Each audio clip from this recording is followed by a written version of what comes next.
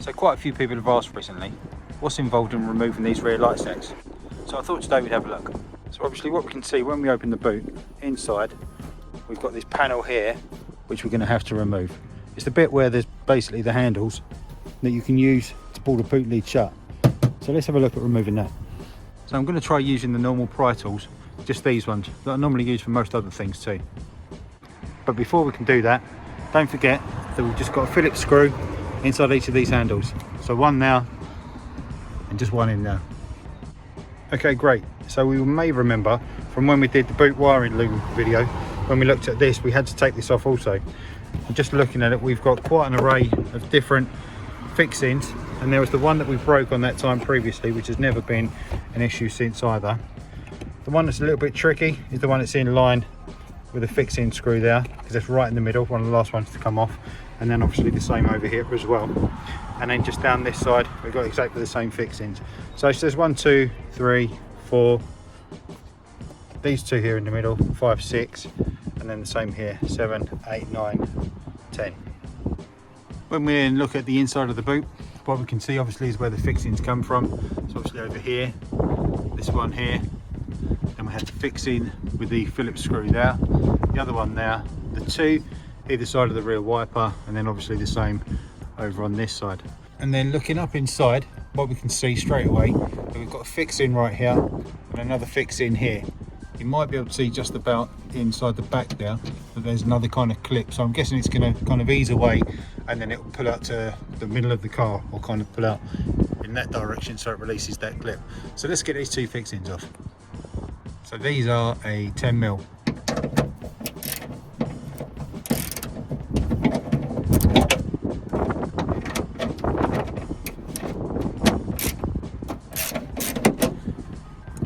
Okay, and after that first kind of crack, they're both fairly loose, so I'll just get these off now. So with those two fixings removed, that one and that one, what I'm going to do now is just release the electrical plug. So again with these ones, like most of them, it's just this little clip on the inside. You just squeeze that in and then it pulls down. And now outside, hopefully we should be able to remove the fitting. So I'm just going to grab it from this right hand side first, see if it will come away. Whether or not I just need to give it a little helping hand from behind. There we go, we can see the whole thing's loose. But it feels like it's still fixed somewhere, somehow. Maybe it clips in with just a couple of kind of barbed clips or something like that. So I'll just have another look. Obviously it could just be 10 or 11 years worth of that. But let me have a look. Okay, so what it actually looks like is this fixing here, the black pin next to it isn't actually a locating pin, it's slightly barbed. So I'm just going to get a pair of pliers on that or something, just try and pinch them barbs in and just get it out so it kind of pushes out a bit.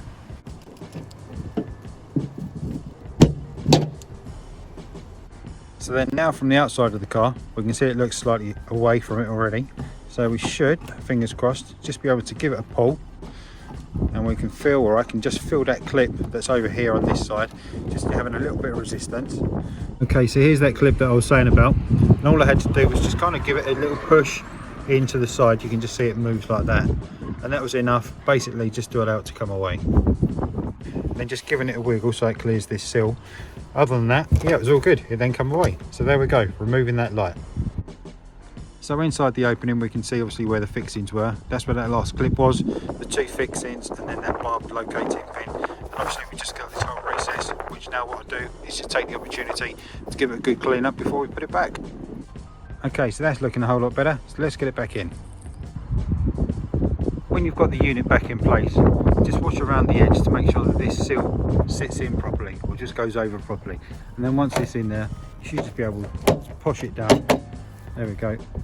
And the two clips, the one at this side, wherever it is if I look through the camera, and the one here, just that little barbed one up there, are now in place, and the unit's basically back in. So now it's just a case of getting those fixings back on and then plugging the light plug back on. So now with the light back in, one last thing to check just before we put that inside panel on. We're just going to make sure all the lights are working fine. So I'm just going to turn the ignition on, turn the lights on as well, and what we'll do at the same time is just put it into reverse. So around the back now we can see obviously we've got the reverse light on and the strip light is on as well. So I'm just going to turn the fog light on. And there we go, that's fine as well. So one last thing to check, and that's the brake. So I've got the rabbit. Apparently it has to be a rabbit by all accounts, it can't be any other creature. So the rabbit's going to press the brake for us. It's just going to lean forward onto that pedal and then we'll go and check the brake light.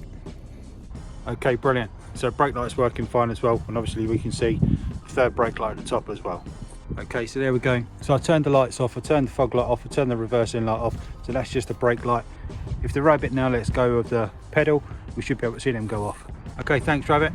So there we go. Brake lights, fog lights, reversing lights, all working fine. Okay, brilliant. So there we go. So now I've got two nice clean lights, and even the recesses that they sit into is nice and clean inside too. So hopefully that's been useful to someone, and apologies for the wind. It's been horrendous today. I don't know what's going on with the weather. But for now, if you found that useful, give us a like down below. If you haven't done so already, remember to hit subscribe coming up here now. Like I always say, the more likes, the more subscribers means the more videos I'm going to keep making. So for now, thanks very much. Really appreciate your time, and I'll see you in the next one. Cheers.